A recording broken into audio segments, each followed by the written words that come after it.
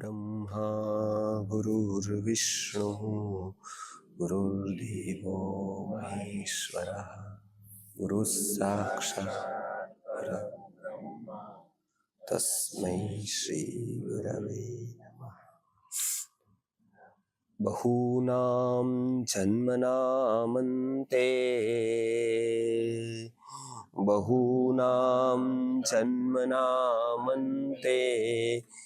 ज्ञानवान् मां प्रपद्यते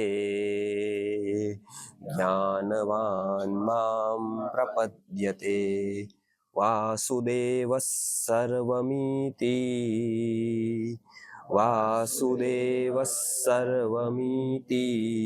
स महात्मा सुदुर्लभः।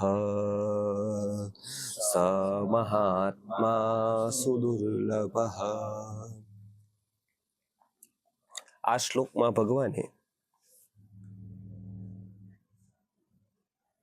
વાત કરેલી કે બહુનામ જન્મના મંતે, એટલે કે કેટલાક જન્મારા પછી આ જ્ઞાન સ્થિર થાય છે, એટલે આ જ્ઞાન પ્રાપ્ત થાય છે. એ જ્ઞાન પ્રાપ્ત થયા પછી શું થાય છે તો એ હવે પછી કહે છે. એ જ્ઞાન પ્રાપ્ત કરવાની એક પ્રોસેસ છે, કે એક જર્ની છે, કે એક પ્રવાસ છે, એક યાત્રા છે. ઉપનિષદમાં આ યાત્રાનું વર્ણન કરવામાં આવ્યું છે, શ્વેતાશ્વતર ઉપનિષદમાં. એમાં એ વાત કરવામાં આવી છે કે સૌથી પહેલા પ્રશ્ન એ જાગે છે કે હું કોણ, હું ક્યાંથી, આ જગત કેવું છે. દર્શનશાસ્ત્રમાં 3 વિષય ઉપર વિચાર કરવામાં આવ્યો છે: એક જીવ, એક જગત અને એક જગદીશ. પેલા જીવ એટલે કોણ? તો જીવ એટલે હું એટલે કોણ? શરીર, કે શરીરથી કંઈક ઉપર? તો એમાં એવું સમજાવવામાં આવ્યું છે કે હું એટલે શરીર નથી, પણ શરીરથી ઉપર છે. એટલે શરીરથી ઉપર છીએ તો એને સમજાવવામાં આવતું હતું કે શરીરથી જેટલું ઉપર છે એ વધારે મહત્વનું છે શરીર કરતા. એટલે શરીર કોઈ રાષ્ટ્ર માટે દાવ પર લગાવે છે, કોઈ તપ માટે દાવ લગાવે છે, કોઈ ઊંચા હેતુ માટે દાવ લગાવે છે, ત્યારે એની પ્રશંસા થાય છે. એટલે સાધારણ રીતે સંતો પણ બીમાર પડે છે. સંતો પણ ઘણું પાલન નથી કરી શકતા, અને એક કોઈ સાવ નિમ્ન સ્તરની વ્યક્તિ પણ પાલન નથી કરી શકતી, એ પણ બીમાર પડે છે. પણ બેયના બીમાર પડવાના કારણો બહુ જુદા જુદા છે. એક શરીરના નીચેના સ્તરથી મૂર્છિત અવસ્થામાં છે, એક શરીરના ઉપરના સ્તર ઉપર છે, એને શરીર એના માટે દાવ પર લગાવે છે. એટલે પેલું એવું કીધું કે આ જીવ એટલે શરીરથી ઉપરના જે તત્વો છે બધા જીવમાં આવે છે, મન, બુદ્ધિ, આત્મા સુધીના. પછી બીજું છે કે આ જગત, એટલે કે એકલો જીવ નથી, પણ આ જગત છે. જળ પદાર્થો છે બધા, એ જળ પદાર્થો સાથેનો સંબંધ છે, એ આખું જગત છે.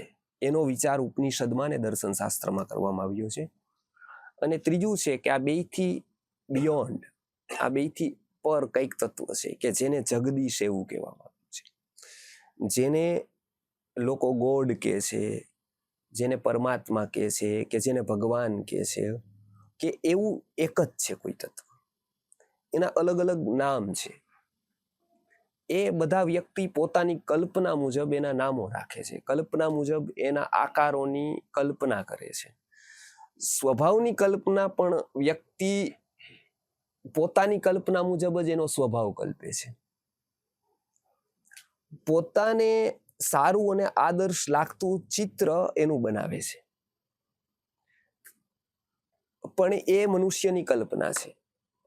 એ તત્વને નથી તો કોઈ નામ, નથી તો કોઈ રૂપ, કે નથી તો કોઈ એવો સ્વભાવ એનો કે જે માનવીય ગુણોથી એને માપી શકાય. પણ એને સમજવા માટે અમુક ગુણોનું આરોપણ કરવામાં આવે છે, ને એને જગદીશ એવું ઉપનિષદકારે કીધું છે કે જે પરમાત્માની સત્તા છે. એ સમજવા માટે તર્ક વિકસિત કરવો પડે છે, એક અવસ્થા એવી લાવવી પડે છે. કેમ કે આપણે ગયા વખતે જોયું કે બે રીતે વ્યક્તિ કોઈ પણ જ્ઞાન મેળવી શકે. એક તો કંઈક તર્ક વિકસિત કરે, બુદ્ધિ વિકસિત કરે તો, અને બીજું છે કે એ અવસ્થા લાવે, ચેન્જ કરે આંતરિક રીતે, તો પણ એ અમુક વસ્તુ સમજવા માટે એટલી ક્ષમતા એની થાય. ગયા વખતે આપણે ઉદાહરણ જોયું હતું કે બે વ્યક્તિ છે કે એક મજૂર છે 35-40 વર્ષનો અને એક 8-10 વર્ષનું બાળક છે. 8-10 વર્ષનું બાળક બહુ જ હોશિયાર છે, ગણિત એને સારું આવડે છે, એને ભાષા સારી આવડે છે, એને બહુ જ બુદ્ધિમાન છે, એને સંસ્કૃત આવડે છે, ઇંગ્લિશ આવડે છે, બહુ હોશિયાર છે. 35-40 વર્ષનો મજૂર છે એ અભણ છે, એને કાંઈ જ આવડતું નથી. હવે જ્યારે આપણે ગણિતની વાત કરશું, ભાષામાં સંસ્કૃતમાં બોલશું, ઇંગ્લિશમાં બોલશું, એનું ટ્રાન્સલેશન કરવાનું કહેશું, ત્યારે બાળક કરી દેશે, મજૂર નહીં કરી શકે. પણ જ્યારે આપણે કોઈ સ્ત્રી પુરુષના સંબંધની વાત કરશું, એ સંબંધની વાત કરશું, ત્યારે એ બાળક નહીં સમજી શકે, મજૂર સમજી જશે. કેમ?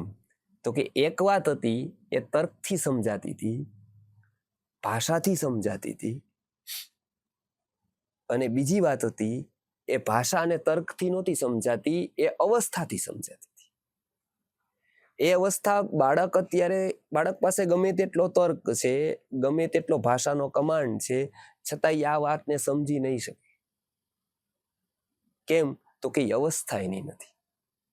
હોર્મોનલ ચેન્જ થશે એના એક ઉંમરે, એટલે એને ભાષાની જરૂર નહીં પડે, તર્કની જરૂર નહીં પડે, એ અવસ્થા પરિવર્તન થવાથી જ આ વાત સમજાઈ જશે.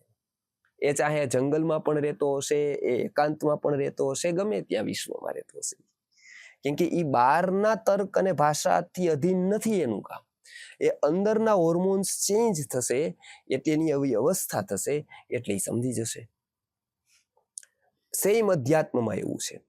બહાર કેટલા વ્રત કરે, કેટલા જપ કરે, કેટલા દાન આપે, અવસ્થા પરિવર્તન થતું નથી ત્યાં સુધી કાંઈ જ કામ. ત્યાં સુધી એટલું ફળ નથી. ત્યાં સુધી નાની દુકાનો છે, ત્યાં સુધી 2-5 રૂપિયાનો વેપાર છે, ચોકલેટ વેચવાનો, બિસ્કિટ વેચવાનો, એવું કોઈ કરીને એમ માને કે હું અબજોપતિ થાઈશ, મારી કંપની, એવું થાય કોઈ દિવસ? હા, કોન્સ્ટન્ટલી આગળ વધે ગ્રોથમાં તો થાય. 50 કામો કરે તો ન થાય, પણ એક કામ ઉપર લેવલે ગતિથી કરે તો થાય. અધ્યાત્મમાં પણ એવું છે. એટલે શંકરાચાર્ય કહે છે કે કુરુતે ગંગા સાગર ગમનમ વ્રત પરિપાલનમ અથવા દાનમ જ્ઞાન વિહીન સર્વમતેન મુક્તિમ ન ભજતી જન્મ શતેન. કુરુતે ગંગા સાગર ગમનમ, 100 વાર સાગર ગમન કરો, વ્રત પરિપાલનમ કરો અથવા દાનમ કરો, પણ જો જ્ઞાન નથી, જ્ઞાન વિહીન સર્વમતેન, તો બધા જ મતો એક સાથે કહે છે કે મુક્તિમ ન ભજતી જન્મ શતેન. એ 100 જન્મારાવું કરે રાખો, એનું અંતે ઘણું ફરો, પહોંચો ક્યાંય જ. કેમ કે પહોંચાડવા માટેનું અંદરનો ઉજાસ છે એ જેની પાસે નથી. એટલે બધા જ એક વાક્યતામાં એવું કહે છે કે અંદરની અવસ્થા પરિવર્તિત થવી જરૂરી છે. એ લાંબા સમયની સાધના છે. તો કે કેટલા સમયની સાધના છે? તો કે 3 જન્મારાથી લઈ અને 3 કરોડ જન્મારા સુધી.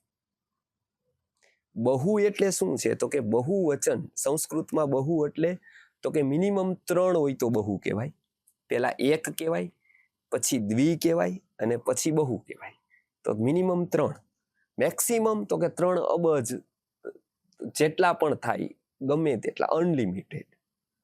તો એ બહુ નામ જન્મના અંતે ત્યાં સુધીનું કોર્સ છે. પ્રત્યેક વ્યક્તિનો સ્વભાવ, પ્રત્યેક વ્યક્તિ ની જિજ્ઞાસા, પ્રત્યેક વ્યક્તિની પરિસ્થિતિ, આ બધા ઉપર આધાર રાખે એની ગતિ કેટલી હશે. બધાનો સંકલ્પ ઉપર આધાર રાખશે કે પોતાનો સંકલ્પ કેટલો દ્રઢ હશે. જેટલો વધારે સંકલ્પ દ્રઢ હશે, જેટલું વધારે સ્પષ્ટતા હશે ધ્યેયની, જેટલું વધારે દ્રઢીકરણ હશે, અને વિપરીત ઉપર જેટલું ઓછું આકર્ષણ હશે, એટલી એની ગતિ વધારે હશે. આ બધા ફેક્ટર કામ કરે. એની ગતિ નિશ્ચિત કરે કે એ 3 લાગશે, 5 લાગશે, 8 લાગશે, 10 લાગશે.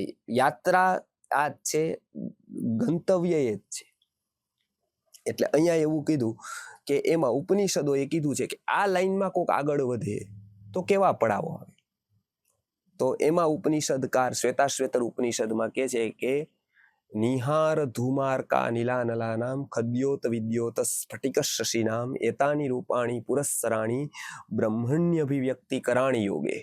યોગ માર્ગમાં બ્રહ્મની અભિવ્યક્તિ કરવા માટે વ્યક્તિ આગળ વધે એટલે પહેલી વસ્તુ એવી થાય કે સૌથી પહેલા નિહાર એટલે કે ઝાકળ આવે. એ સપનાની વાત નથી કરતા. ઉપનિષદકારોએ અર્થ એવો કર્યો છે કે ઝાકળ એટલે અહીંયા શું છે તો કે ઝાકળ એટલે ધુમ્મસ છવાય, એને દેખાય નહીં કાંઈ. બીજા માટે ક્લિયર હોય જગત, પણ એના માટે ક્લિયર ન હોય. બીજા બધા જેમાં મોજ મજા કરતા હોય, જેમાં મોજ કરતા હોય, જેમાં સૂતેલા હોય, જેને કોઈ પ્રશ્નો જ ન હોય, એવી અવસ્થામાં એને પ્રશ્નોની શરૂઆત થાય. એટલે એના ઉપરનું એક ઉપનિષદ છે પ્રશ્ન ઉપનિષદ, કે જેને જીવનમાં પ્રશ્ન નથી ને એને અધ્યાત્મની શરૂઆત જ નથી થઈ. એટલે પેલો પ્રશ્ન છે કે આ કેવું હશે બધું. એટલે પેલું થાય કે એનામાં જે જગત લાગે છે એની ઉપર એક ધુમ્મસ છવાઈ જાય. એને લાગે કે આ સાચું નથી. કંઈક દુઃખદ ઘટના બને ત્યારે આ બધાને લાગે, પણ એ કેટલી વાર લાગે તો કે 5-10 મિનિટ 15 મિનિટ પછી હતું એમનેમ થઈ જાય પાછું. કોઈનું મૃત્યુ થાય એટલે આપણે ત્યાં બાળકોને મૃત્યુનો પીરિયડ નહોતું શીખવવાનું, કેમ કે ભારતના ઋષિ મુનિઓ માનસ બરાબર જાણતા હતા. એટલે એને એક સ્કૂલમાં 8 પીરિયડ નો ગોઠવ્યા. એ 8 પીરિયડ લેવા માટે 8 ટીચર નો ગોઠવ્યા. એમ કે એને ખબર છે કે વ્યક્તિ કોક એક પાસે બરાબર સન્નિધાનથી જોડાઈને તો એકલો ક્ષમતા કાફી છે એક વ્યક્તિ અનેક વિષય શીખવા માટે. એના માટે અલગ અલગ ન જોઈ કે કોઈક અડધી કલાક આવીને કંઈક શીખવી જાય બીજો, તો વ્યક્તિ એકાગ્ર જ ન થઈ શકે. એ એકાગ્ર ન થઈ શકે કેમ કે એને કનેક્શન કરતા વાર લાગે, એને માનસિક રીતે કનેક્ટેડ થતા વાર લાગે. એ કનેક્ટેડ થાય ત્યાં તો બેલ પડી જાય, ત્યાં એક વયો જાય, બીજો આવી જાય, બીજો હોય જાય, ત્રીજો આવી જાય, ચોથો આવી જાય, બધા આવે ને જાય, અંદર કાંઈ જ જાય. એટલે અંતર તો 10 વર્ષે 15 વર્ષે એના જીવનમાં કોઈ ફરક ન પડે. અને એવી હજારો લાખો સ્કૂલો બની જાય, હજારો લાખો શિક્ષકો આવી જાય, હજારો લાખો લેક્ચર આવી જાય, મન સુધી કાંઈ જાય જ નહીં. એમ કે મનનો કોઈ અભ્યાસ જ નહીં. મન કેવી રીતે કામ કરે તે વિચાર્યું નથી લોકોએ. એટલે ઋષિ મુનિઓ મૃત્યુ સમજાવતા ક્યારે કે કોઈકનું મૃત્યુ થાય ત્યારનો શ્રેષ્ઠ સમય છે મૃત્યુ સમજાવવાનો. એમ કે ત્યારે જ વ્યક્તિ એ અવસ્થામાં આવે, મૃત્યુનું લેક્ચર લેવામાં આવે એનાથી વ્યક્તિને કાંઈ ન થાય, કેમ કે એની ભાવાવસ્થા જ એવી નથી. પણ કોક મરી ગયું ત્યારની અવસ્થા સર્વશ્રેષ્ઠ છે, મૃત્યુ ત્યારે સમજાવી શકાય. એટલે પેલા સ્મશાનમાં પેલા જાય ત્યારે આ બધું સમજાવવામાં આવતું હતું. હવે તો સ્મશાનમાં પણ ભાવતાલની વાત થાય, લોકો લગભગ ફોન લઈને જ જાય. જવાવાળા અરે કાંઈ લેવા દેવા જ ન હોય, એટલે સુફિયાણી વેદાંતની વાતો કરે, કોઈ કાંઈ લઈ જતું નથી, આ કાંઈ લઈ ન ગયા, બધું એમને મૂકી દે. એની અંદર કાંઈ જ ન હોય, વોટરપ્રૂફ હોય એકદમ. ગીતાના ઉપરના બધાય વાક્યો ગોખેલા હોય અને પેપરમાં આપવા માટે મોટા મોટા ફોટા રાખેલા હોય કે ભગવાન એના આત્માને શાંતિ આપે. એનો એક એવો અર્થ એવો કે અમે તો અહીંયા લેવા નથી દીધી આખી જિંદગી એને, હવે ભગવાન ક્યાંક આપશે એને. અને એને એની શાંતિની ક્યારેય એને જ ફિકર નથી કરી. તો એવી હજારો કોલમો ભરાઈ જાય, એનાથી આત્માને કે જીવને એનાથી કોઈ ફાયદો અંશ માત્રનો ન થાય.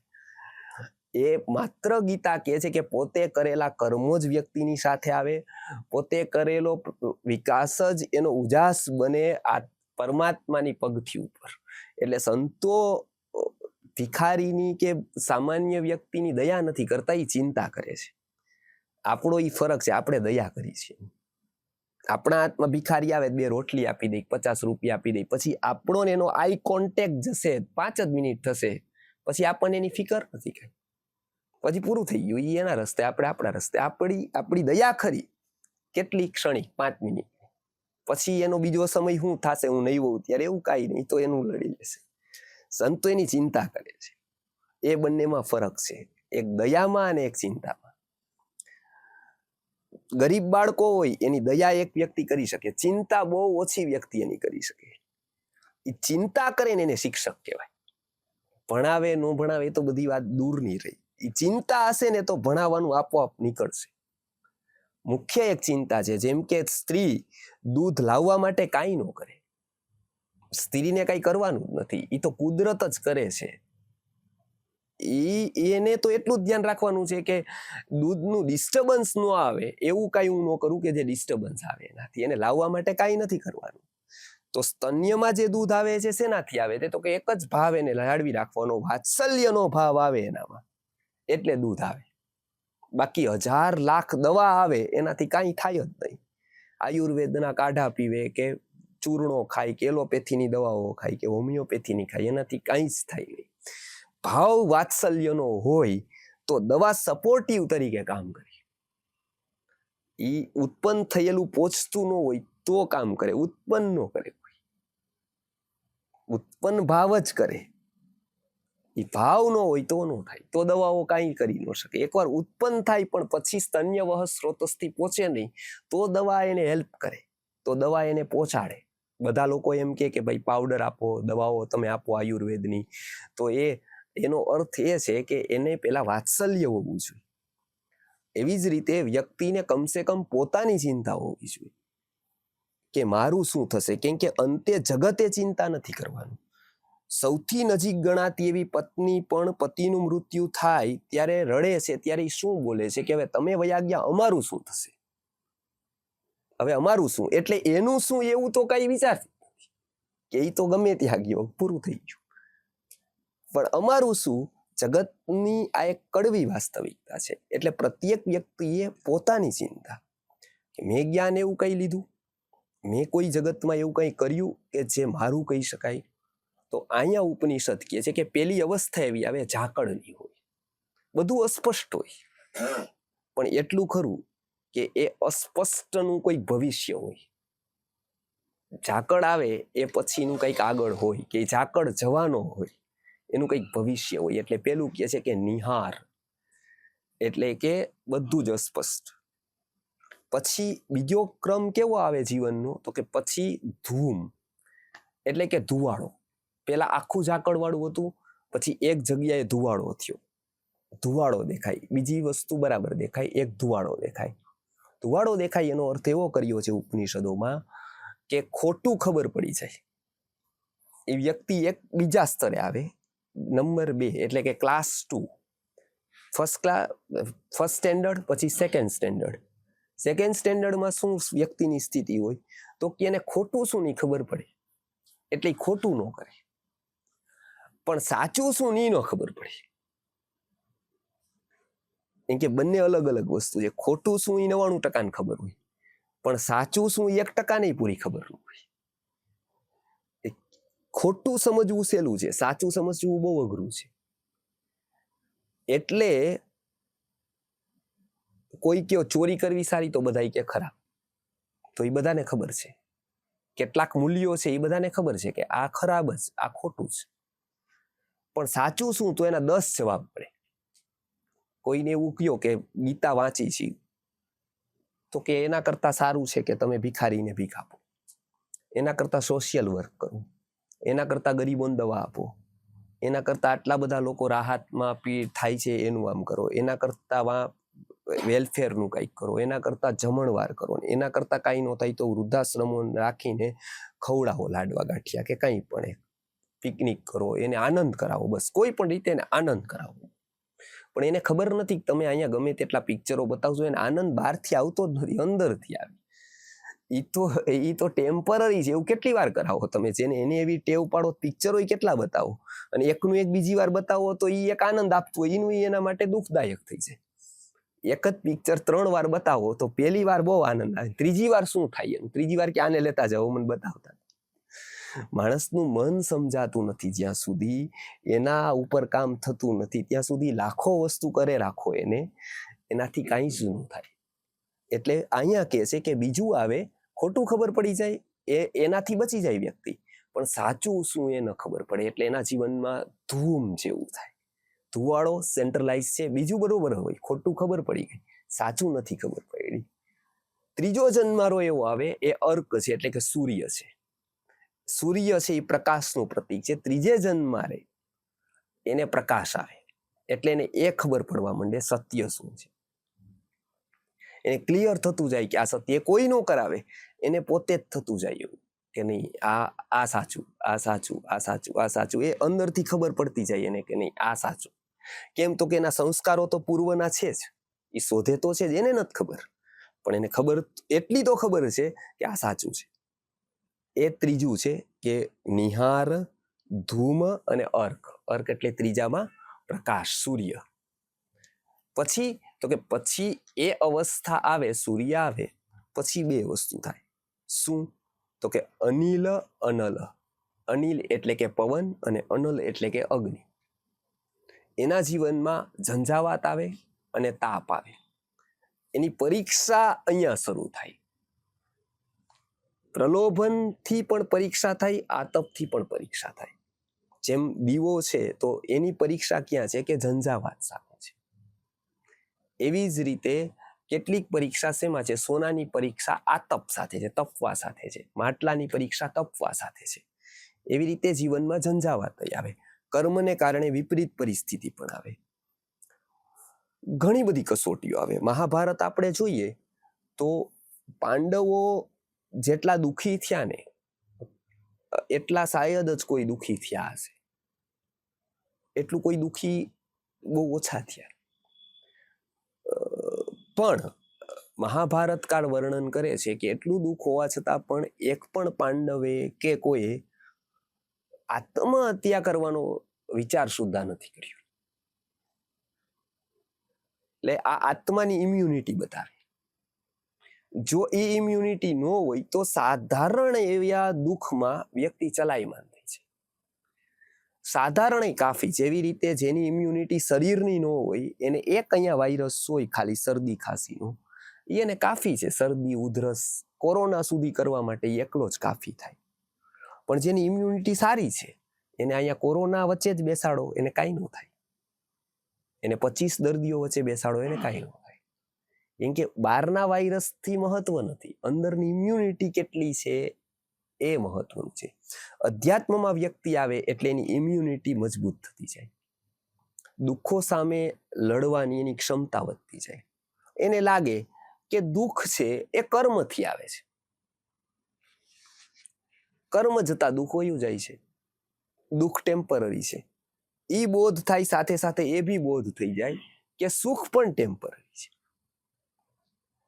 નહીતર વ્યક્તિ પછી સુખ વગર નો રહી શકે. એ પણ એક આદત છે સુખની પણ. એટલે જો કેટલાક લોકોની ટેવ પડે, એ સૌથી તકલીફ વાળી ટેવ. સૌથી મોટું જો વ્યસન હોય તો એ લોકોનું વ્યસન છે. તમાકુ સિગારેટનું નથી, કેમ કે 10 રૂપિયામાં લઈ શકાય અને ધારો ત્યાર છોડી શકાય. વ્યક્તિનું વ્યસન એવું છે કે ધારો ત્યાર તો એક લઈ ન શકો. પેલા તો બીજું ધારો ત્યારે છોડી ન શકો. એટલે રાજનેતા હોય કે કોઈ એક નેતા હોય તો એને શું થાય? તો કે ખુરશી હોય ત્યાં સુધી લોકો ખૂબ રહીએ. લોકો ખૂબ રહીએ ને એટલે એને આદત પડતી જાય લોકોની વાહવાની, ઓલી એ બધી જ આદત પડતી જાય. આદત પડતી જાય પછી ખુરશી જાય, પછી એકલા નો નીકળી શકે. કેમ કે એક દિવસ એના પુનિત હાથોથી કે ચરણ કમળથી ઉદ્ઘાટન થતા હતા ફેક્ટરીના, હવે કોઈ એને બોલાવે નહીં. હવે કોઈની સામુનું જોઈએ, મીડિયાવાળા એને જવા દે, કોઈ એનું કંઈ પણ ઓટોગ્રાફ કે ફોટોગ્રાફ નો લે. એટલે અંદર એને ખૂબ દુઃખ થાય. એટલે પછી લગભગ પ્રદેશ બદલી દે જવાબદારીમાં, કા બહાર વયા જાય. કેમ કે હવે જ્યાં એક જ દિવસે એને આટલું બધું જોયું માન, બીજે દિવસે કે બીજા થોડાક સમયમાં જ એને આવું થાય તો એ સામાન્ય વ્યક્તિને એની કલ્પના ન હોય કે એને શું અંદર થાય. પણ એને તકલીફ થાય કેમ કે વ્યક્તિઓનું, લોકોનું વ્યસન થયું. એને 10, 15, 25, 50 જણા માનવા માંડે તો એ વ્યક્તિનું વ્યસન થાય. સારું કેવડાવવાનું વ્યસન થાય. આ પણ એક વ્યસન છે. એટલે અહીંયા અલગની વાત કરી. એમાં કસોટી થાય. પોઝિટિવ પણ થાય, દુઃખની પણ થાય, સુખની પણ થાય. મહાભારતમાં બંનેનું વર્ણન છે. એટલે કોઈક વ્યક્તિ સુખ પચાવી શકે એવા પણ ઓછા હોય, પૈસા પચાવી શકે એવા પણ ઓછા હોય. નહીતર કાદંબરીમાં એવું કીધું છે કે જો પૈસા પચે નહીં તો એ વ્યસન રૂપે, વિકૃતિ રૂપે અનેક જગ્યાએથી નીકળે અને દુર્પ્રજા રૂપે એ પરિણત પામે. એટલે એની પ્રજા છે એ 2 કે 3 પેઢીમાં દુષ્પ્રજા થઈ જાય, એટલે પૂરું થઈ જાય. આપણે આ ગણિત સમજતા નથી એનું, એટલે આપણે ત્યાં પ્રજાને વધારે મહત્વ આપ્યું કે સંતતિને મહત્વ સમજાવો કે પૈસા કરતા કંઈક ઉપરનું મહત્વ છે. પૈસા કરતા વધારે મહત્વનું જીવનમાં ઘણું બધું છે. પૈસા એનું સાધન રૂપે છે. એટલે આ એક મહત્વનું કીધું કે 2, એક તો કે એક અગ્નિ અને એક પવન. આ 2ની પરીક્ષાઓ થાય. જીવનમાં અનેક પ્રકારની પરીક્ષાઓ સજ્જનોને આવે. ત્યારે લોકો એમ કે ભાઈ ધર્મીને ઘરે જ કેમ ધાડ પડે, કેવી રીતે આ અમને દુઃખ આવે. સાધારણ રીતે વ્યક્તિનો પ્રશ્ન અહીંયા મને દુઃખ એવો નથી હોતો, પણ બીજાને કેમ નહીં એવો હોય છે. ગર્ભિત અર્થ એવો હોય છે. ત્યારે અહીંયા કર્મની વ્યવસ્થા સમજાવે છે ગીતામાં. એવું કહે છે કે દુઃખ ક્યારે આવે તો કે કોઈ પણ કર્મનો ઉદય હોય ત્યારે આપણને દુઃખ આવે. કર્મ જતા દુઃખ ચાલ્યું જાય. બીજા બધા નિમિત્તો છે. લોકો હમણાં કહે કે ભાઈ આટલા બધા લોકો એક સાથે મરી જાય તો બધાનું આયુષ્ય પૂરું થઈ જાય. તો આપણે જેવી રીતે સરળતાથી કર્મની વ્યવસ્થા બેસાડીએ છીએ ને એવી રીતે નથી. કોઈ પણ વસ્તુ જેના પરિણામો દૂરંગામી છે અને ખૂબ જ મહત્વની છે, એ ક્યારેય સરળ નથી હોતી. એ એક વાત યાદ રાખવાની. સપોઝ હું એમ કહું કે આ લાઇટ છે તો એમાં આટલા બધા વાયર રાખવાની કાંઈ જરૂર ખરી? એક સિમ્પલ એક વાયર ત્યાંથી દઈ દેવાનું, આ લાઇટ થઈ જાય. મોબાઈલમાં અંદર આટલું બધું કાંઈ રાખવાની જરૂર ખરી? સિમ્પલ. તો આપણા જેવા સમો કરી લઈએ ને સ્ટેશને નો લઈ જવો પડે, દુકાને નો લઈ જવો પડે. આટલા મોબાઈલમાં એની રચના જો કેટલી કોમ્પ્લિકેટેડ. એ ધ્વનિને રૂપાંતરિત કરે એવા કિરણો અલગ, પ્રકાશ કરે એવા અલગ, વોઇસને આખો ફેરવે એ અલગ. આ બધું જ એક મોબાઈલમાં કેટલું બધું સમાયેલું છે જે આપણા હાથમાં છે. પણ એ આપણા હાથમાં હોવા છતાં પણ એક ગ્લાસની પરે આપણને કાંઈ જ ખબર નથી. એમાં કાંઈ થાય તો આપણે કાંઈ કરી શકતા નથી. આટલો નજીક દરરોજ વાપરીએ આપણે, પણ એ ગ્લાસથી પછી શું તો આપણને કાંઈ ખબર. એમાં કાંઈ થાય તો એક છેડો પણ આપણે કરી ન શકીએ. આટલી અજ્ઞાનતાની આપણી પરાકાષ્ઠા આ ભૌતિક જગત વિશેની. આ ભૌતિક જગત કરતાં અનેક ગણું રહસ્યમય અધ્યાત્મનું જગત. એમાં આપણને જવાબ એક લીટીમાં જોઈએ. કર્મ વ્યવસ્થા એક લીટીમાં સમજાવી દો, અડધી કલાકમાં સમજાવી દો, 1-2 વાર ગીતામાં આવી ગયા તો હજી સમજાણું નહીં કર્મ. તો પ્રયત્ન કરો કે કોઈ એક વાત એ ન થાય. કર્મ એક છે, આકર્ષણ બીજી વસ્તુ છે, ત્રીજી વસ્તુ સ્વભાવ છે. ગીતામાં આવી 5 વસ્તુ કીધી છે. અધિષ્ઠાનમ તથા કર્તા કરણંચ પૃથક દ્વિધમ વિવિધાશ્ચ પૃથક ચેષ્ટા દૈવમ ચૈવાત્ર પંચમમ. ભાગ્ય 5મું છે. 20% કોમન છે બધામાં, પણ બીજા 80% ફેક્ટર અલગ અલગ ફરે. એક વ્યક્તિ છે એ વર્ષોથી તપશ્ચર્યા કરતો હોય તો એને તરત સમજાઈ જાય ઘણી વસ્તુ. એક છે એ બિચારો હજી શરૂઆત કરતો હોય તો એને એકની એક વાત 25 વાર 50 વાર વાગોડવી પડે ત્યારે એને સમજાય. હોય બને, પણ બંનેમાં બહુ જ મોટો ફરક છે. ઉંમર કદાચ બેયની એક હોય, કદાચ બીજો પેલો નાનો હોય બીજો મોટો હોય, પણ બેયનો આત્માનો વિકાસ ક્રમ તો ઘણો બધો અલગ અલગ હોય. બે અલગ અલગ જગ્યાએથી આવે, અલગ અલગ સાધના કરીને આવે. બેયમાં બહુ મોટો ફરક. કર્મમાં પણ એવું જ છે. બધાના કર્મો અલગ અલગ છે, બધાના આકર્ષણ અલગ અલગ છે, બધાની જર્ની અલગ અલગ છે. ત્યારે આ 2 વાત કોમન આવે છે. શું તો કે કાં સુખ અને કાં દુઃખ. આ બેયમાં જેની સમવૃત્તિ રહે, નહીતર લોકોની સમવૃત્તિ નો રહે. એને શું થાય કે ફ્લક આવે. તહેવારો આવે ત્યારે અધ્યાત્મનો ફ્લક આવે, દાનનો ફ્લક આવે, ઉપકારોનો ફ્લક આવે, આ બધું જ આવે. પછી પાછું બધાય પોટલું વાળીને અભેરાઈ ઉપર ચડાવી દે. પાછું બીજું વર્ષ આવે ત્યારે કાઢે બધું. અથવા દુઃખ આવે તો હંમેશા ફરિયાદ રહીએ કે હું આટલું બધું કરું છું છતાંય મને આવું. હું 2 પાંદડે નહીં તો મૂકી દો. હાલો 4 જણાએ કીધું તમે આટલું બધું કામ કરો ને તમે જ 2 પાંદડે નહીં, તમને જ તકલીફ. તો આપણને થાય કે ઓહ આ તો સાચી જ વાત છે. તો મતલબ આપણે સારું કામ 2 પાંદડે થાય એટલે જ કરીએ છીએ. તો આપણી અંતે ભૌતિક વસ્તુથી જ આપણે એવું ન કહેવાય કે ભાઈ હું ભૌતિક રીતે 2 પાંદડે ન હોય, પણ આત્માની રીતે તો 4 પાંદડે છું. ભૌતિક રીતે કદાચ હું 2 પાંદડે 1.5 પાંદડે નહીં હોય, આત્માની રીતે તું 5 પાંદડે છું. એવું શિક્ષણ એને મળતું નથી. એટલે આ 2 વસ્તુમાં વ્યક્તિ ટકી રહે. શેમાં ટકી રહે? પ્રલોભનમાં અને સુખમાં, પ્રતિકૂળતામાં, અનુકૂળતામાં એ ટકી રહે. એટલે બે પરીક્ષાના હેતુ કીધા, એક અનિલ અને એક અનલ, એટલે કે એક વાયુ અને એક અગ્નિ. નીલાનલા. પછી ખદ્યોત, સૂર્યનો પ્રકાશ આવ્યો એ બરાબર હતો, હવે શું કર્યું? એનામાં પ્રકાશ ઘટિત થયો. એટલે ઉપનિષદકારે ઉદાહરણ આપ્યું છે કે ખદ્યોત, આગિયો પોતે ચમકે. ગુજરાતી કહેવતોમાં એ ખૂબ સારી રીતે એનું ઉદાહરણ આપ્યું છે કે જે પોષતું તે મારતું, તેવો દિશે ક્રમ કુદરતી. કે પોષતું તે મારતું, જે પોષે છે ને એ જ એકવાર મારે છે. પોષે છે એટલે જે પોષણ કરે છે. વિજ્ઞાન છે એ આપણને પોષણ કરે છે. માનવાનું એકવાર ખતમ પણ એ જ કરશે આપણને. જે પોષતું તે મારતું, જે પોષણ કરે છે ને એ જ મારે છે. એનું ઉદાહરણ આપતી વખતે ગુજરાતી કહેવતમાં ઉપનિષદની આ માર્મિક વાત આજ્ઞાની લીધી છે કે આજ્ઞાને કુદરતે છે ને લાઈટ આપેલી છે પોતાની. એ ચમકે એટલે પોતાનો શિકાર શોધી શકે. એટલે આમ લાઇટિંગ થાય, પોતાનો શરીર જ લાઈટ આખું. તો એમના જે નાના નાના પેલા હોય એને ચમકારો થાય ને એટલે ઓને આંજી દે તો એ લઈ લે. હવે એની શક્તિ, એ જ એકવાર શું બને એની, તો કે એ જ એની દુર્બળતા બની જાય એકવાર. મહાભારતમાં કહે છે કે આપદામ આપતંતી નામ હિતોપી આયાતિ હેતુતામ. મહાભારત શાંતિ પર્વમાં કીધું છે કે આપદામ આપતંતી નામ હિતોપી આયાતિ હેતુતામ માતૃજંઘૈવ વત્સસ્ય સ્તંભો ભવતી બંધને. એવું કહે છે કે આપદા આવવાની હોય ને ત્યારે તમારું પ્રિય પાત્ર ક્યારેક નિમિત્ત બની જાય. એની ઈચ્છા ન હોય નિમિત્ત બનવાની, પણ એ પ્રિય પાત્ર પણ નિમિત્ત બની જાય જો આપદા આવવાની હોય. તો આપદામ આપતાંતી નામ હિતોપી આયાતિ હેતુતામ. હિતકારક વ્યક્તિ પણ ક્યારેક એનો નિમિત્ત બને. કેવી રીતે? તો કે માતૃજંઘૈવ વત્સસ્ય સ્તંભો ભવતી બંધને. ગાય પાસે વાછડું ન જાય દૂધ લેવા માટે, એના માટે ખેડૂત કેટલીક વાર શું કરે? ગાયના જ પગમાં એને બાંધી દે. હવે ગાય ચાહતી હોય એને દૂધ આપવા, વાછડું ચાહતું હોય પીવા, પણ ગાયનો જ પગ એને સ્તંભ થઈ જાય. માતૃજંઘૈવ વત્સસ્ય સ્તંભો ભવતી. પેલો પગ છે ત્યાં જ બાંધી દે તો વાછડું આ બાજુમાં આવી જાય.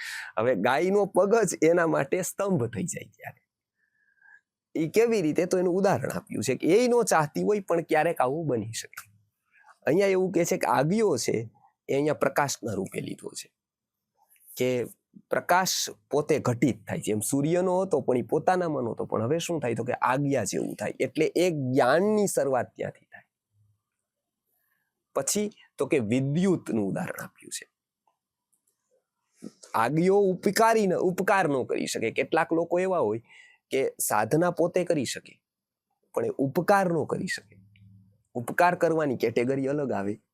હંમેશા કીધું કે તમારી પાસે એક રોટલી હોય, એક પાણી હોય, એક ઓક્સિજનનો બાટલો હોય, સામે એક ભૂખ્યો હોય, એક તરસ્યો હોય અને એક વેન્ટિલેટર ઉપર હોય. તમારી પાસે સમય એટલો છે. પેલું શું કરો તમે? પેલું ભૂખ્યાને રોટલી આપો, તરસ્યાને પાણી આપો, કે પેલાને ઓક્સિજન આપો? શું કરવું જોઈએ? કોઈ સાયમન્ટેન્સલી એક જ કરી શકો તો શું કરવું જોઈએ? ઓક્સિજન.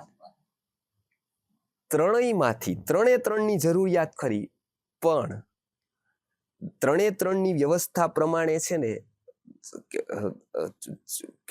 એમની જે તીવ્રતા અને શક્યતા એ બંનેમાં બહુ મોટો તફાવત. ઉપનિષદકાર કહે છે કે એવું કેમ?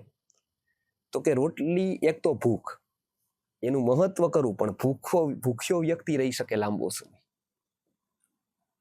એ લાંબો સમય રહી શકે. પેલું એ લાંબો સમય રહી શકે એ વાત સત્ય. એમ એના ઓપ્શન લાખ. તમે એનું આપો તો રોટલી સિવાયના ઓપ્શન વધારે. ફળ, ફૂલ, જગતના કેટલા પદાર્થો એના ઓપ્શન રૂપે. ભૂખમાં એક રોટલી જ નથી, પણ જગતના જેટલા ફળો, જેટલો દુગ્ધ વર્ગ, માંસ વર્ગ, આયુર્વેદના 12 વર્ગ, ઇન્ટુ એકની 1000-1500 વસ્તુઓ કમસે કમ. એટલે લગભગ એના ઓપ્શન થાય 2-4 લાખ. ગણવામાં આવે. જેટલા પદાર્થ એટલા પેકેટ આવી ગયું, બધું જ આવી ગયું. જીવવામાં તો કામ જ લાગે. ત્યારે તો નુકસાન કરવા વાળું પેકેટ ત્યારે તો અમૃત જ થઈ જાય એના માટે, કેમ કે ત્યારે તો કોઈ પણ વસ્તુની જરૂર છે. ત્યારે ડઝન્ટ મેટર કે એ ફાયદો કરે નુકસાન કરે એની કાંઈ જ જરૂર નથી, પણ ત્યારે જરૂર કોઈક વસ્તુની છે, એના તૃપ્તિ ભૂખ માટે.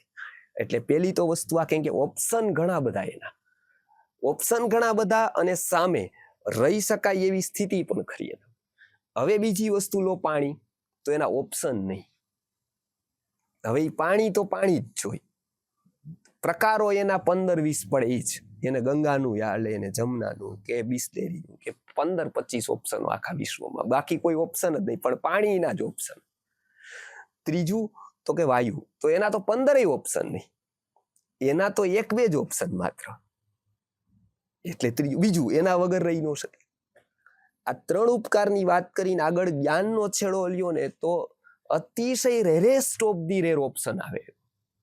એ બધા જ ન કરી શકે. એ ઉપકારની ક્ષમતા બધામાં નથી. એ ઉપકાર કરવાની ક્ષમતા, દ્રવ્યનો ઉપકાર લાખો લોકો કરી શકે, પણ જ્ઞાનનો ઉપકાર કરવા માટે દ્રવ્યનો ઉપકાર પોતે ન હોય તો પ્રેરણા આપીને કરી શકે. ગાંધીજી કાંઈ નહોતા રાખતા, પણ ગાંધીજી પ્રેરણા કરીને લાખો લોકોને હજારો કરોડો રૂપિયા પાવી શકતા હતા. એવું ઈ થાય કે દ્રવ્યનો ઉપકાર પોતે ન કરે, પણ કનેક્શન કરાવી નહીં કરાવી શકે. આને કે ઓલો ઓલાને કે ઓલો ઓલાને કે, એવી રીતે કનેક્શન કરીને દ્રવ્યનો ઉપકાર થાય. અહીંયા ભૂખ્યો હોય ને અહીંયા રોટલી હોય, તો એ વચ્ચે કોઈક ટ્રસ્ટ બને, બે ભેગા કરી દે તો થઈ શકે. જ્ઞાનનો ઉપકાર તો પાછો એવી રીતે ન થઈ શકે. એટલે જ તો તકલીફ છે ને, એટલે જ તો રેરેસ્ટ ઓફ ધી રેર છે. કેમ કે ધર્મશાળા બને ધર્મ માટે, પણ ત્યાં ધર્મય ન થાય, શાળાય ન થાય, બેમાંથી એકય ન થાય. તો ત્યાં તો કે બધા એના લગ્ન થાય, મહેંદી મુકાય, કોન થાય, ગરબી થાય, એ બીજું ધર્મ સિવાયનું બધું જ થાય. ગીતાનો 1 કલાકનો સ્વાધ્યાય ન થાય. જે ધર્મ માટે બને એમાં જ ધર્મ ન થાય. કેમ? તો કે વ્યક્તિને સેન્સ તો હોવી જોઈએ ને, વ્યક્તિને ખબર તો હોવી જોઈએ ને કે ક્યાં કોનો ઉપયોગ કરવો. એ જ બહુ દુર્લભ છે. ગીતા વાંચતા 10 જ મિનિટ થાય, પણ વિચાર આવતા 60 વર્ષ વયા જાય. તકલીફ ક્યાં છે? તો કે એક્શન સમજ્યા પછી ઇમ્પ્લિમેન્ટેશનમાં તકલીફ નથી. ભૌતિક વસ્તુ છે ને, એને ઇમ્પ્લિમેન્ટેશન બહુ અઘરું. ભૌતિક વસ્તુ થિયરીમાં સહેલી, ઇમ્પ્લિમેન્ટેશનમાં અઘરી. અધ્યાત્મ થિયરીમાં જ અઘરું. અધ્યાત્મ થિયરીમાં ભયંકર અઘરું. સીએના દાખલા કરતા પણ ભયંકર અઘરું. કેમ કે એક વાતે પ્રશ્ન, અને એક વાતે વ્યવહારથી વિરોધ. કોઈ એવું કે અગ્નિ ઠંડો છે તો આપણને કેટલી તકલીફ પડે, કેમ કે દરરોજ ગરમ જોઈએ. દરરોજ આપણે જોઈ કે હું હાથ અડાડું છું, દાજી જાઉં છું, આ કે ઠંડો છે, તો બેમાંથી સાચું શું? અધ્યાત્મમાં છેક સુધી તમને એ ખબર ન પડે કે આમાં સાચું. કેમ કે આપણે જે વિશ્વ જોઈ છીએ અને અનુભવીએ છીએ, એના કરતા તદ્દન વિપરીત અહીંયા વાત હોય. કેમ કે આપણી ઉંમર 2 વર્ષની, અધ્યાત્મમાં 1 વર્ષની હોય, ઓલા વાત 8-10 વર્ષની કરતા હોય. એ અનુભવે કરતા હોય, આપણને અનુભવ ન હોય. એટલે કેટલીક વસ્તુ આપણને અનુભવ થાય પછી સમજાય કે ના આ વાત સાચી. અનુભવ ન થાય, અને એક જગતમાં બધા અનુભવ થાય પણ નહીં. તો એટલે અધ્યાત્મની થિયરી બહુ કઠિન, પણ એકવાર થિયરી આવડી જાય પછી પ્રેક્ટિકલ સાવ સહેલું. કેમ કે એક સમજી જ જાય કે ઓકે આ જ વસ્તુ છે. થિયરીમાં બહુ જ પ્રશ્નો, ઇમ્પ્લિમેન્ટેશનમાં પ્રશ્ન નહીં, સાવ સહેલું. કેમ કે પછી આપણે કાંઈ ન કરવાનું રહીએ, અંદરનો સંકલ્પ જ કરે. પણ સંકલ્પ સુધી પહોંચવા બહુ જ મહેનત કરવી પડે. એ બહુ મહેનત. કેમ કે અહીંયા કામ બીજા ઉપર સોંપી શકાય એવું નથી. બીજો કોઈ પણ ઉપકાર છે ને તમે બીજાને કહી શકો. તમે એમ કહી શકો કે ત્યાં 25 જણા જમાડવાના છે, સ્ટાફ રાખી દો, આ કરી દઈએ, આ કરી દઈએ. બીજા લોકોને કે ઝાડવા વાવવાના છે, તો સ્ટાફ આખો 5000 લોકોનો લાગી જાય, એક જ કંપનીનો, તો પૂરું ઝાડવા કરી દઈએ, બધા પાણી થઈ જાય. પણ ગીતા સાંભળવા માટે નોકરને મોકલો તો નોકર શેઠને ગીતા નો સમજાવી શકે. એમાં એને જ જવું પડે. એમાં પ્રોક્સી નો ચાલે. કે જનક રાજા એવું કહે કે હું તો રાજા છું, મારું કેટલું મહત્વનું કામ કહેવાય. આપણે 5-7 લોકો પંડિતોને મોકલી દો ને, 5-7 પંડિત યાજ્ઞવલ્ક્ય પાસેથી શીખીને આવે ને પછી મને શીખડાવે, એવું ક્યારેય કોઈ દિવસ બને નહીં. એમાં પ્રોક્સી ગમે તેટલો બિઝી હોય, ગમે તેટલો મહત્વનો હોય, એ પોતે જ જવું પડે, પોતે જ કરવું પડે. કેમ કે એમાં કોઈ પણ પ્રોક્સી નો ચાલે. ભાવની વાત આવે ને ત્યાં પ્રોક્સી હોય છે. કોઈ એવું સેટ કહે કે ભાઈ હું બહુ બિઝી છું, કે હું મારી લાઈફમાં બહુ છું, કે મારા વાઈફના પ્રેમ કરવા માટે એક પ્રોક્સી રાખી દીધો, એ માત્ર એક જ કરે કે ઈ એને પ્રેમ કરે. એવું થાય કોઈ દિવસ ન થાય. ગમે તેટલો બિઝી હોય તો એને ટાઈમ પોતે જ આપવો પડે. મોટા લોકોના ઝઘડા થાય છે એટલે જ થાય છે, કેમ કે એ એવું માને છે કે એટલો બધો મોટો થઈ ગયો છે કે એ ભાવમાં પ્રોક્સી રાખે છે. પછી એમ કે ટાઈમ મારો ખરીદી કરવી હશે તો ટાઈમ આ નોકર આપી દેશે, મારા લોકો આપી દેશે, ડ્રાઈવરને મોકલી દે ગાડી આરે. પણ મનુષ્યનું મન છે ને એ ટાઈમ એ વ્યક્તિ પાસેથી જ ચાહે છે. ટાઈમ નથી ચાહતો તો જગત આખાનો ટાઈમ કેટલાય રખડે જ છે એમને બેકાર, પણ એ પર્ટિક્યુલર ટાઈમ, પર્ટિક્યુલર ધ્યાન એ વ્યક્તિનું ચાહે છે. એમાં એ પ્રોક્સી નથી ચાલતો, કોઈક બીજો એનું ધ્યાન રાખે એવું નથી. એ બાળકોમાં થાય, એમાં આયા રખાય, એ ધ્યાન રાખે, પણ ઈ ધ્યાન રાખે ને માં ધ્યાન રાખે એમાં બહુ મોટું અંતર આવે. એ ધ્યાન રાખે એ માં જેવું ન રાખે, એનામાં પોતાનાપણું નથી.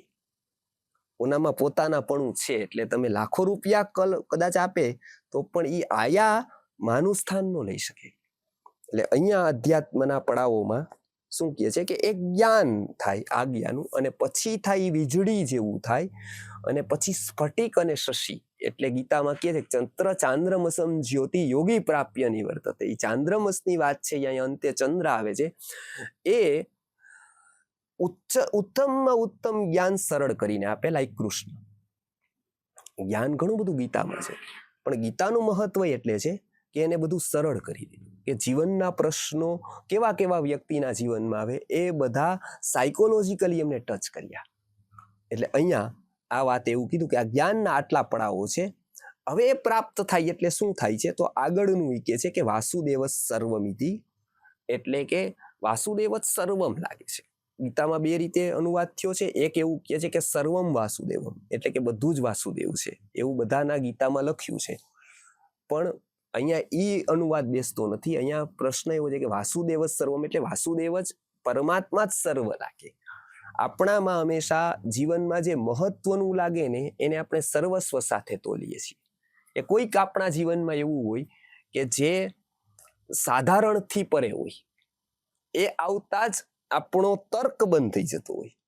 જ્યાં હિસાબ કિતાબ પૂરો થઈ જતો હોય એવો એક સંબંધ હોય. એ સંબંધ હિસાબનો ન હોય, એ સંબંધ લોજિકનો પણ ન હોય, એ સંબંધ લેણદેણનો પણ ન હોય.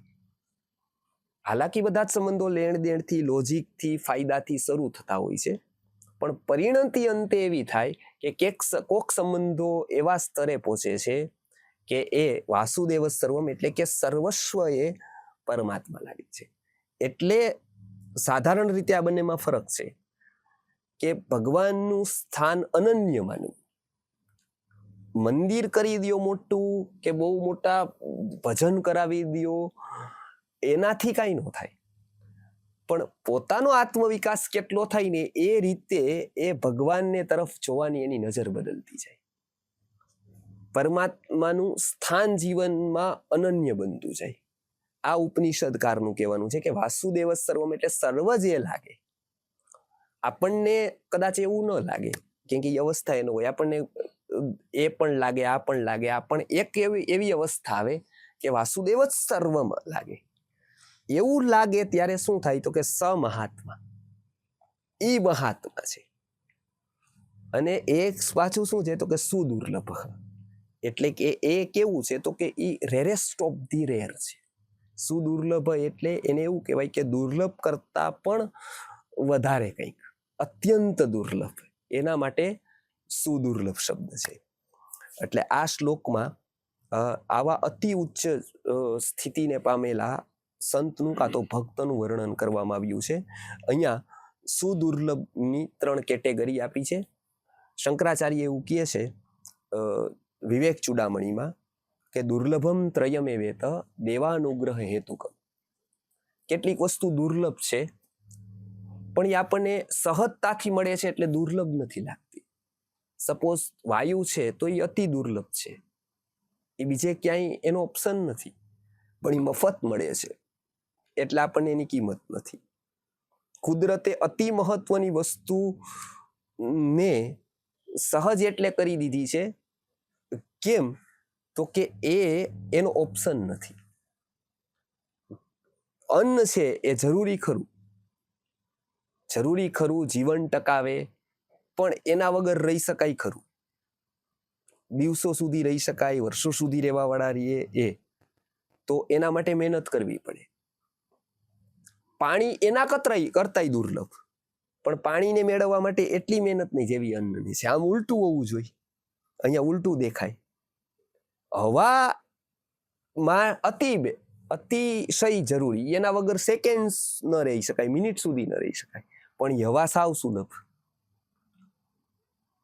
કેમ કે એનો ઓપ્શન નથી. એટલે કુદરતે સહજ રાખેલી છે. કેમ તો કે આપણે જેમ ટિફિન લેતા ક્યારેક ભૂલી જાય, ક્યારેક પાણીની બોટલ લેતા ભૂલી જાય તો કલાક તરસ્યા રહી શકીએ. ક્યારેક પ્રોગ્રામમાં જાય, તમે પણ ક્યારેક જતા હશો તો ક્યારેક ભૂલાઈ જાય બોટલ, ક્યારેક કોઈક ટિફિન ભૂલી જાય, ક્યારેક ન થાય તો ચાલે. હવે કોઈ એવું રાખ્યું હોત આપણને કે ક્યારેક શ્વાસોશ્વાસ લેવાનું વ્યક્તિ ભૂલી જાય, મીટિંગમાં બેઠા હોય ને મોટી ડીલિંગ ચાલતી હોય ને માનો શ્વાસોશ્વાસ લેવાનું ભૂલી જાય, શું હાલત થાય? તો ત્યાં પૂરું થઈ જાય, એની ડીલિંગ પૂરી થઈ જાય. તો એ કુદરતે શું રાખ્યું કે એ અતિશય જરૂરી છે એટલે એના હાથમાં ન રાખ્યું, એ જીવન યોની યત્નમાં રાખ્યું. આયુર્વેદની દ્રષ્ટિથી શ્વાસોશ્વાસ અનૈચ્છિક ક્રિયામાં આવે, સ્વૈચ્છિક નો આવે. હૃદયના ધબકારા સ્વૈચ્છિક ક્રિયાથી ન કરી શકો, જેમ આમ હાથ હલાવો એવી રીતે હૃદયના ધબકારા ન ચલાવી શકો, એની ઉપર કંટ્રોલ નથી. એ કંટ્રોલ હોત તો બહુ ખોટું થાત, કે તો એ ભૂલી જાત. પણ વિશ્વની કોઈ એવી પરમ ચેતના છે કે આ બધું જ કંટ્રોલ કરે છે, આ બધું ધ્યાન રાખે છે. માઇક્રો લેવલ ઉપર આ બોડી ચાલે છે એટલે ચાલે છે, આ મનની અવસ્થા એટલે આવે છે. આ જ્યારે સમજાય ત્યારે આપણા જીવનમાં ભગવાનનો રોલ સમજાતો છે. ત્યાં સુધીનું જીવન શાસ્ત્રકારો કહે છે કે એ બધું જ મૂર્છામાં છે, ત્યાં સુધીનું કોઈ કામનું નથી. એટલે ઘણા બધા લોકોને વારાણસીમાં પૂછ્યું હતું કે તમારી ઉંમર શું? તો એક બહુ મોટા 80 વર્ષના સંતે કીધું હતું કે મારી ઉંમર 5 વર્ષ. તો લોકોને એમ થયું કે આ સમજવામાં ભૂલ છે, કાં તો આ ખોટું બોલે છે. પણ મહાત્મા છે તો ખોટું બોલે નહીં, સંન્યાસી છે. તો કે તમે એમ નહીં, અમારા વર્ષની વાત કરો, કે તમારા જ વર્ષની વાત 5 વર્ષ. તમે લાગો છો તો 80 વર્ષના, કઈ બેસતું નથી, 5 વર્ષ નો હોય કે. એટલે 75 + 5 તો કે ના 5 જ. તો કીધું એને કે હું મારો જન્મ જ્યારથી જાગ્યો ત્યારથી જ ગણું છું. હું જ્યારથી આ બધી વસ્તુ મને ખબર પડી ને ત્યાં સુધીનું જ મને ખબર પડે. એટલે કબીરજી પણ એવું જ કહે છે કે કબીરા દર્શન સંત કે સાહિબ આવે યાદ, લેખે મેં હે વહી ઘડી બાકી કે દિન બાદ. એક એવી કોઈક વ્યક્તિ કે એવું કોઈક મળે કે જે કબીરા દર્શન સંત કે સાહિબ આવે યાદ, જે પરમાત્માની યાદ અપાવી દે. તો લેખે મેં હે વહી ઘડી, ત્યારથી જ ઘડીની શરૂઆત લેખામાં થાય. બાકી કે દિન, તો કે બાકી કે દિન બાદ, ત્યાં સુધીનું મૂર્છાનું જીવન કહેવાય. એટલે અહીંયા આગળના જીવનની વાત અહીંયા કહે છે કે સુદુર્લભ, એટલે કે એવો જન્મ સાચે જ દુર્લભતમ હોય છે. આવતી વખતે એવો જન્મ નથી. ત્યારે સામાન્ય વ્યક્તિનું શું થાય છે, જે પરમાત્માને નથી ઓળખી શકતા, એને ક્લિયર નથી, કલ્પના નથી ભગવાનની કોઈ, તો એના માટે 1000 હાથવાળા ભગવાન, એના માટે કોઈ માનતા પૂરી કરવા વાળા, આપણી ઈચ્છા પૂરી કરવા વાળા, ઈચ્છા પૂર્તિ ગણેશજી, ઈચ્છા પૂર્તિ હનુમાનજી, ઈચ્છા પૂર્તિ રામ, કોઈ પણ આપણી ઈચ્છા પૂરી કરે છે, બરોબર, આપણી મનોકામના પૂરી કરે, આપણને સુખમાં ક્યાંક એનો યુઝ થઈ શકે ઈ, અથવા તો ચમત્કાર કરવા વાળા, કે એવા કોઈ ભગવાન, ઈ એક સામાન્ય વ્યક્તિની એવી કલ્પના છે. કેમ કે એને કોઈ આત્મા ખબર નથી, એને કોઈ વિકાસ ખબર નથી, એને માઇન્ડ ખબર નથી. તો એવા લોકોની સ્થિતિ શું હોય છે એનું ગીતાકાર ખંડન નથી કરતા. એ એવું કહે છે કે એ વિદ્યાર્થીઓ ચોક્કસ છે, પણ એ બાલ મંદિરના પેલા ધોરણના છે. એને તમારે ઉપકાર કરવાનો, પણ નાસ્તો આપીને. એને હીરો નો અપાય, એને નાસ્તો અપાય. એ બેયનો ઉપકાર અલગ અલગ છે, કે એકને હીરો અપાય, એકને શું અપાય, એકને બ્રેડ બિસ્કિટ અપાય. કેમ કે એ છોકરો છે, હીરો ફેંકશે ને બિસ્કિટ લેશે. વાંદરાને તમે બેય રાખો, કેળાના છાલો રાખો ને અહીંયા હીરા રાખો, તો વાંદરો શું કરે?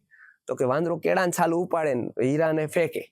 કેમ કે એને ખબર નથી આ બેયમાં મૂલ્ય શેનું. એમ હંમેશા ગુરુજી ઉદાહરણ આપતા હતા કે મેં અહીંયા એક જગ્યાએ એમને સતત કોન્સ્ટન્ટ સવાર સાંજ સુધી, કદાચ હું ધારું છું ત્યાં સુધી 30-35 વર્ષ સુધી પ્રવચનો આપ્યા, અલગ અલગ વિષય લઈને, આયુર્વેદ, ઘણા બધા વિષય લઈને આપતા. પણ એ હંમેશા એવું કહેતા કે આ જગ્યાએ હું હમણાં આઈસ્ક્રીમ આપવાનું ચાલુ કરું, 10 રૂપિયાનો, 20 રૂપિયાનો, શેરડીને રસ આપવાનું ચાલુ કરું મફતમાં, લોકોય મળી જાય જે કેમ કે પબ્લિકને તો શું છે કે કંઈ પણ તમે ભરાવો એટલે એ તો એને પાસે તો કંઈ છે જ નહીં, પોતાનું કોઈ વિઝન જ નથી, એને જેવા ચશ્મા પહેરાવો એવું એના માટે જગત થઈ જાય, લીલું કાળું પીળું, એટલે એ પહેરાવી દઉં. હું એમ કહું કે આનાથી બહુ પુણ્ય થશે, એક ગ્લાસ પીવડાવો તો શેરડીના વાળો ને વાળો ખાલી થઈ જાય, મશીન કેટલા બધા લાગી જાય અહીંયા, અને પીવાવાળા મર્સિડીઝથી લઈ અને BMW વાળા લાઈનમાં લાગી જાય. બરાબર? કેમ તો કે 10 રૂપિયાનો પણ ગ્લાસ મફત મળે છે ને એટલે આવે. પણ ગીતા જેવા વિચારો મફત મળે છે ને તો એક પણ એવું ન લાગે હું લો.